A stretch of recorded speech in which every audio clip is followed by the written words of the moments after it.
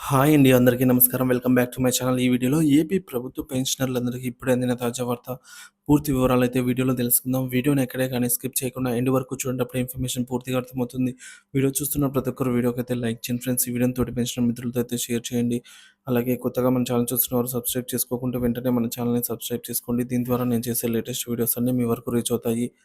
ఇక ఆలస్యం చేయకుండా వివరాలకైతే వెళ్ళిపోదాము.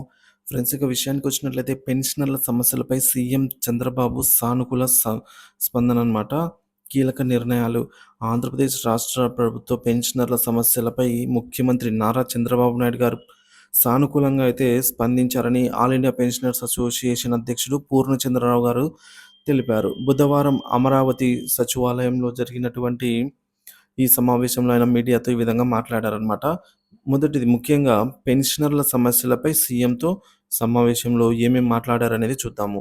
పెన్షనర్ల సమస్యలను ముఖ్యమంత్రి గారికి వినిపించేందుకు పెన్షనర్స్ సంఘ ప్రతినిధులు చంద్రబాబునైతే కలిసి చర్చించారు. ముఖ్యంగా డీఏ బకాయిలు, డీఆర్ బకాయిలు అయితే చెల్లింపులు కోరారనమాట.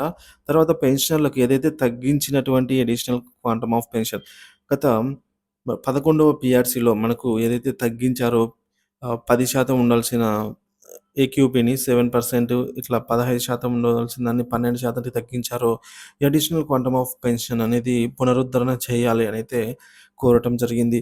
ఇంకా ఉద్యోగుల, ఉపాధ్యాయులకు పెండింగ్‌లో ఉన్న 25,000 కోట్ల బకాయిలు కూడా చెల్లింపులు పెన్షనర్ల సంక్షేమ నిధి ముఖ్యంగా ఏర్పాటు చేయాలనైతే కోరటం జరిగింది. ఇటువంటి కీలక అంశాలపై సీఎం చంద్రబాబు సానుకూలంగానే స్పందించారని పూర్ణచంద్రరావు తెలిపారనమాట.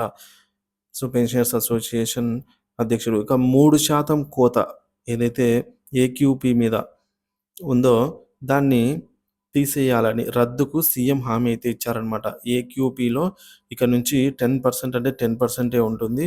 7% నుంచి అట్లా ఉండదని చెప్పేసి ఈ 7% రద్దు చేస్తూ సీఎం హామీ. గత ప్రభుత్వం అడిషనల్ క్వాంటమ్ ఆఫ్ పెన్షన్‌లో 3% కోత విధించింది. ఈ నిర్ణయాన్ని తక్షణమే రద్దు చేస్తామని కూడా సీఎం చంద్రబాబు హామీ ఇచ్చారు.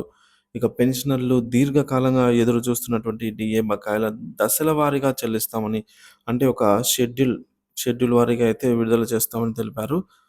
ఇక మరొకటి 25,000 కోట్ల పెండింగ్ బకాయిలు చెల్లింపుల ప్రాధాన్యత గురించి ప్రస్తుతం ఉద్యోగ, ఉపాధ్యాయ పెన్షనర్లకు బకాయిలుగా ఉన్న 25,000 కోట్లు చెల్లించాల్సిన బాధ్యత ప్రభుత్వం పైన ఉంది.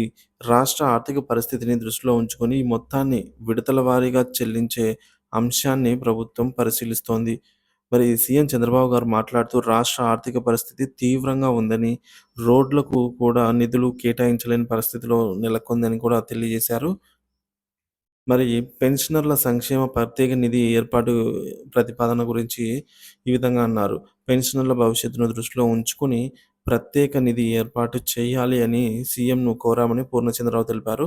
సో, ప్రభుత్వం కూడా దీనిపైన సానుకూలంగా స్పందించింది. త్వరలోనే దీనిపై ఒక క్లారిటీగా నిర్ణయం తీసుకునే అవకాశము ఉంది.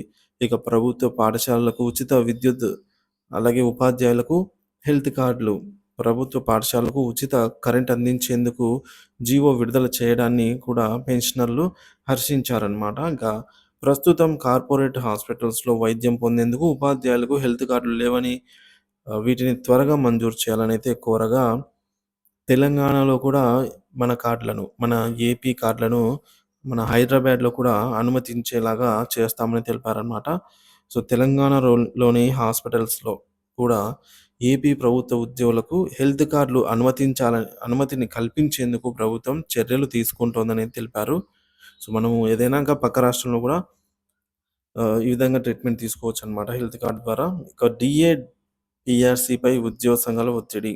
పీఆర్సీ, డీఏ చెల్లింపులపై ఉద్యోగ సంఘాలు ఒత్తిడి పెంచుతున్నాయని పూర్ణచంద్రరావు తెలిపారు.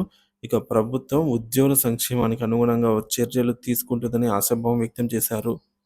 సో, మొత్తానికైతే సీఎం సానుకూల స్పందన అయితే తెలియజేశారండి. పెన్షనర్లు, ఉద్యోగులకు భారీగా అయితే ఈ మేరకు ఊరట లభించనుంది. పెన్షనర్ల సమస్యలపై సీఎం చంద్రబాబు గారు సానుకూలంగా స్పందించడంతో త్వరలోనే పెన్షన్లు, డీఏ చెల్లింపులపై ప్రభుత్వం నిర్ణయాలు తీసుకునే అవకాశం అయితే ఉంది. ఉద్యోగులు, పెన్షనర్లు తమ బకాయిలు త్వరలోనే విడుదలవుతాయని కూడా ఆశిస్తున్నారు. సో, మొత్తం మీద పెన్షనర్ల సమస్యలపై ముఖ్యమంత్రి స్పందన సానుకూలంగా ఉండడంతో రాబోయే రోజుల్లో పెన్షనర్లకు మరింత ఉపశమనం లభించే అవకాశం అయితే ఉంది. దీనిపై మీ అభిప్రాయాన్ని కామెంట్ ద్వారా తెలియజేయండి. Thank you for watching this video.